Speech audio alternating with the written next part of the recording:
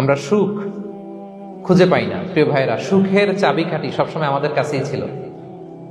সুখের চাবিকাঠি আমাদের কাছেই ছিল। আমরা এটা খুঁজে বেড়াই মাঠে, ঘাটে, বনে, বাজারে, অন্যের চাকচিক্যে। অন্যের চাকচিক্য দেখলে আমরা মনে করি ওটা তো অনেক সুখ। এজে কি দুঃখে আছে এটার কোনো খবর নাই।